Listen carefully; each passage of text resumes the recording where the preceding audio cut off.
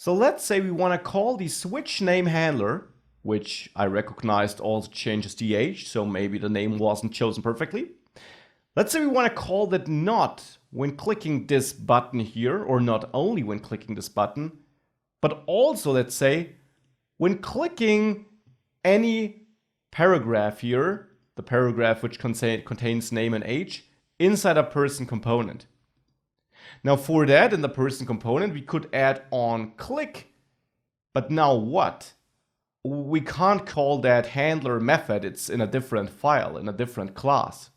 Well, we can actually pass a reference to this handler as a property to our component. And this is no fancy hack. This is actually a very common pattern.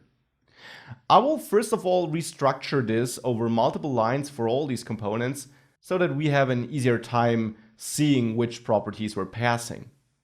And then let's say I don't even want to pass this for all the components, but only for this usage of it. So here I will add a new property which I'll name click. And the name is totally up to you. Here I will pass a reference to this switch name handler. So basically what I also did here, this switch name handler on the click on the button, here I'm passing it as a reference to this click property. And now we can use this click property in person.js.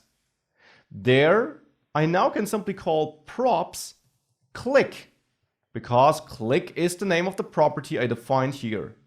And this will execute this function which I pass as a reference. So if we save all the files, app.js and person.js, we should see that in our application, we can of course still click this button to change the name of Maximilian and the age of Stephanie. But if I reload again, we can also click this paragraph with menu here. You also see it changed the name and the years. This is something important to understand, an important pattern. You can pass methods also as props, so that you can call a method which might change the state in another component which doesn't have direct access to the state and which shouldn't have direct access to the state. It's a common pattern and it's important to know. You can pass down click handlers which allow you to change the data in the parent component, in the app component in this case for the person component. Maybe we also want to pass a value to our function. Maybe here switch name handler should receive the new name. So that here where I hard-coded Maximilian as the new name, I actually set name equal to new name. Now, how do we pass that data? There are two ways of doing that. The first is that you call bind. Here you may simply bind this. This controls what this inside the function will refer to. And by binding it to this here outside of the function, we're binding it to the class. Might look strange, but is a typical way of handling the this issue in JavaScript. We wouldn't have need to do that though, but we can use this syntax because I also want to pass a second argument to bind. This now is a list of arguments actually, which will be passed into our function. And here, this should be the new name. So here, this could be Maximilian. And to really see a difference, let's copy that bind code. And let's also bind it down here when we pass the function as a reference to the click prop. And let's change this to max with an exclamation mark here so that we can see a difference depending on where we clicked. If we now save this with bind added and this received as an argument in the switch name handler, let's see what happens if I click switch name. I'm still changing it to Maximilian here, which makes sense because this is what I bound to, but that it works confirms that it works with receiving an argument. And if I click on the imenu paragraph, you see that it changed to max with an exclamation mark. So this is a way of passing an argument. It's not the only way though. I will leave one of the two code snippets here with bind to show you how this works. I'll also show you an alternative syntax though.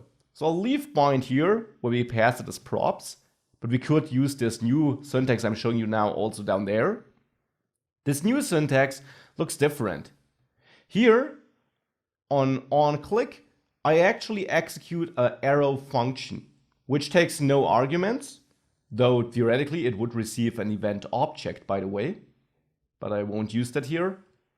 And then simply, as a function body, returns this function call. Now here are a couple of things you have to understand. First of all, when using an arrow function, this implicitly adds a return keyword in front of the code which comes directly after the arrow if it's all written in one line. The alternative is to wrap this in curly braces and write the normal function body. So this gets returned. And what I return is a function call. This is why I added the parentheses. Now, in an earlier lecture, I said that you shouldn't call this, and that was true. But here, this is not getting executed immediately. Instead, what we pass here is an anonymous function, which will be executed on a click, and which then returns the result of this function getting executed, which of course simply leads to this function getting executed.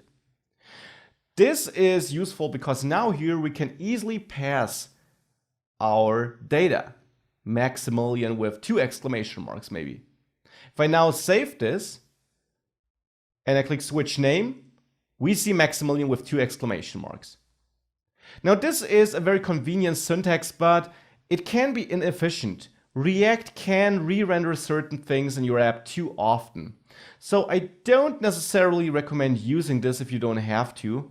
Use the bind syntax instead if you can. Still, I'll leave it here. You may use it, and depending on the size of your application, you also might not feel that big of a performance hit, but be aware that this can be inefficient.